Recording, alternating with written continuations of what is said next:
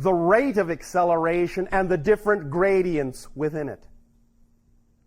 As we now approach what we have, and many others have, labeled as the threshold crossing, your year of 2012, where the leading edge of your consciousness will have reached critical mass. And in crossing that threshold, then from that point forward, can allow more opportunity for positive creation to occur.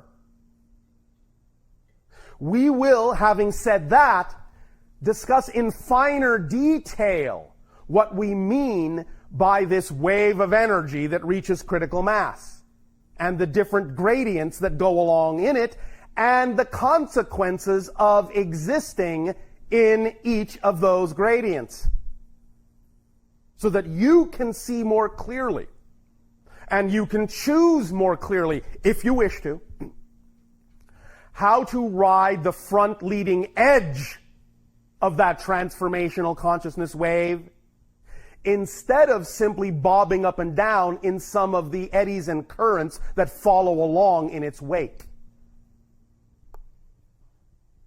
Because that's what a lot of you are doing. Just bobbing around in the currents in the wake of the leading edge of the consciousness wave. But you can ride the leading edge if you wish. So, in that context, we will explain how to ride that wave. Surf's up. Now, all the things we have said, all the things we will say, all the things we are saying, come together now, in this moment, in this transmission. And once again, we thank you for the opportunity to share this perspective with you. We now ask you, if you wish, to open up to sharing and more direct interaction with what you call your questions and discussions, if you wish.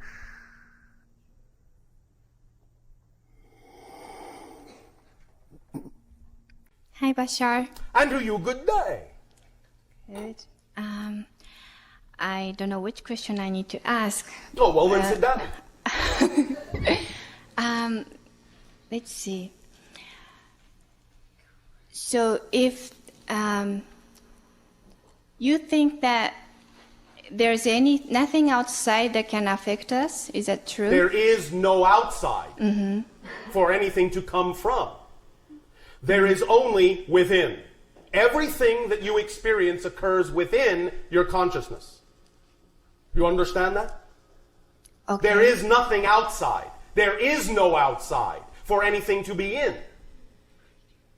There is nothing outside your consciousness. Everything is in my consciousness. Everything. Within. Oh. Everything. Okay. The only way you can have an experience of any kind is if you create that experience within your consciousness. Like, for example, Yes. nature. Nature. Yeah, when I'm in nature, I Yes. feel good. Yes. Why is that? Did she really ask that question?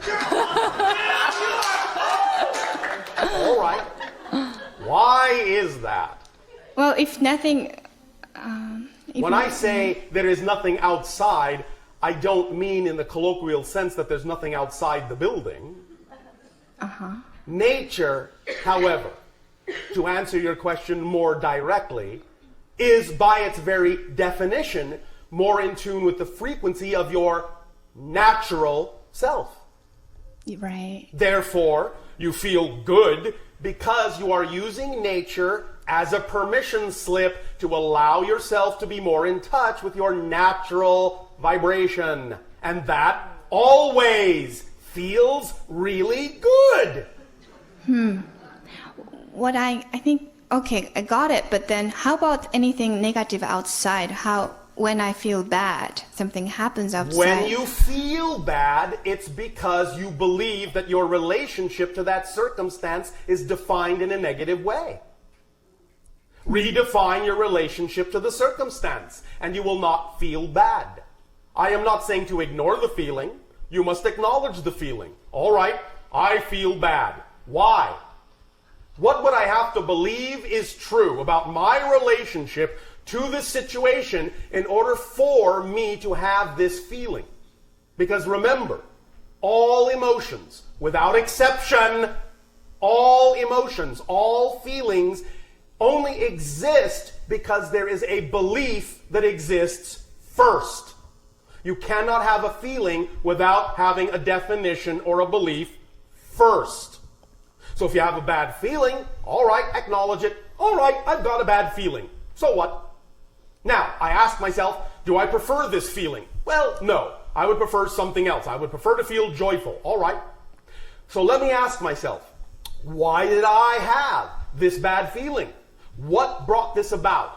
Well, I know that feelings come from beliefs. Oh, all right. So, what kind of a belief, the question goes, would I have to have about my relationship to the situation in order for me to have a bad feeling about it? That's how you begin the process of self-investigation and finding out what the definition is. And in finding out what the definition is and identifying it, you can then find out why you had it. And when you find out why you had it, you can let that go and change it for something else you would prefer as a belief. And when you change it for a belief you would prefer, then that belief will generate a feeling that you prefer, which will also generate thoughts that you prefer, which will also generate behavior that you prefer. I tried that. I know you taught us that, but it's not that easy. That's a belief. Okay. You see? So now the question is, why do I have a belief that says it's not that easy?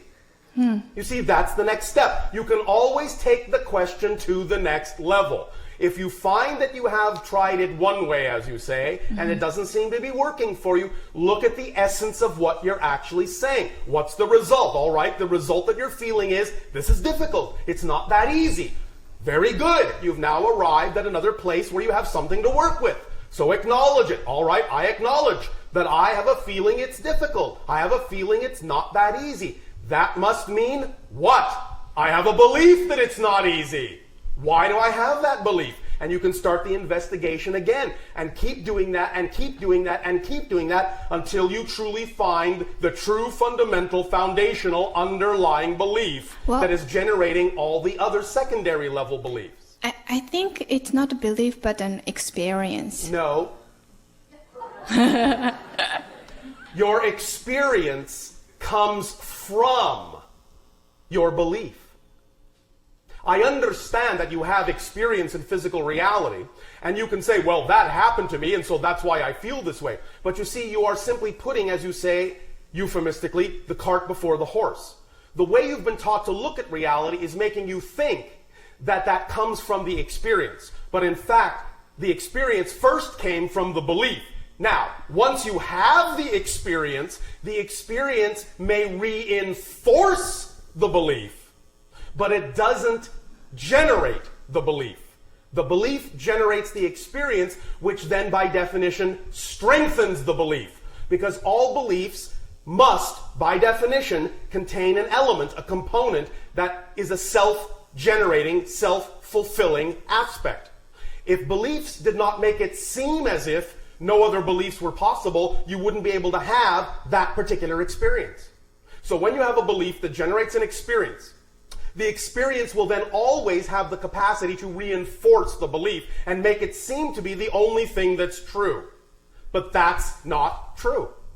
You have to get to a point where you know it's not true, no matter how it feels, so that when something happens, you can recognize that the experience is not causing the belief, it's just reinforcing the belief. And that therefore the experience can be used to put you in touch with the belief that generated the experience to begin with. You follow me? Yeah. Are you sure? I kind of. I think so. Yeah. Work with that. Okay, I have a problem when my husband tells me to do that. Why do you have a problem with it?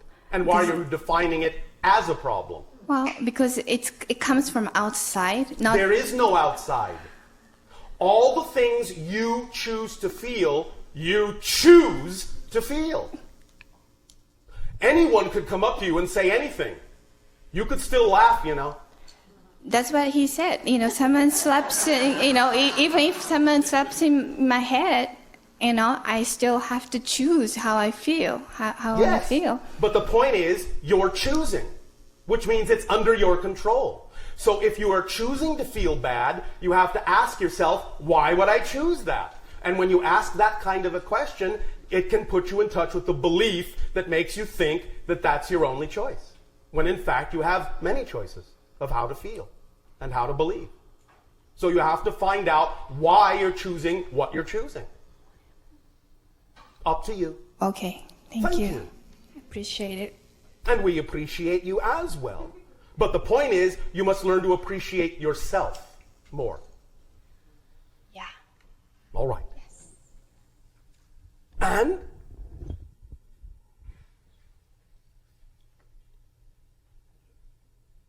are there any other questions?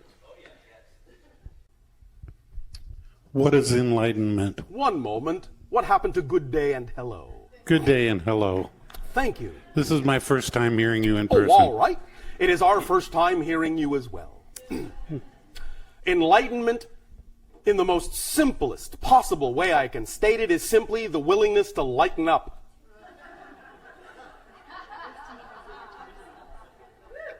All you have to do is lighten up on yourself, raise your frequency by doing so, and you will have a broader perspective that allows you to see that everything is connected, that everything is one.